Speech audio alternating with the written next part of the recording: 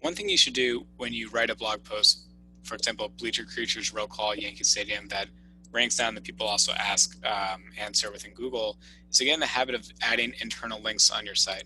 So internal links are a way for Google and for users as well when they land on a page to find more relevant content.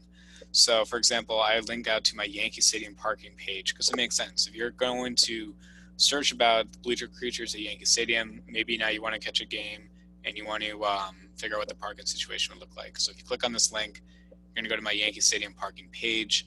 Now, if I do that Google search right now, so if I say, I'll just bring it over here so you can see.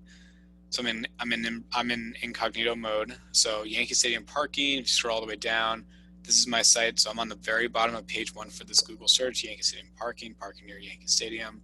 But if you go up to images as well, you will see that this image right here is my site, the Stadium Reviews. Now that image there is a stock photography image, so I got it off Dreamtime and I paid for it, and then I optimized it the same way that I shared in the video before. So you save the image file as the right name, you save it as the alt text, you scale down the image the right way, and then you add that image directly to that underneath that header question essentially. But you want to get in the habit of, when you create pages on your site, to link out to relevant content that if you already have on your site that can answer some content, some questions that someone might have.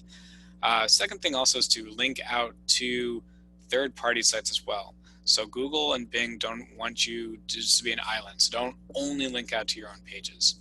If you can link out to anything about, relevant third-party sites, especially if they're in HTTPS where they're more secure, Google and Bing are going to like that because you're giving the best comprehensive way that someone who comes to your site or your page, they're going to find all the relevant information they need, and then you give them useful links as well. So links can help pass SEO juice. Links can help users navigate directly throughout your site, and so can bots. And then finally, links can also be given out to other sites as well, just to make sure you're giving the best possible user experience when somebody lands on your site.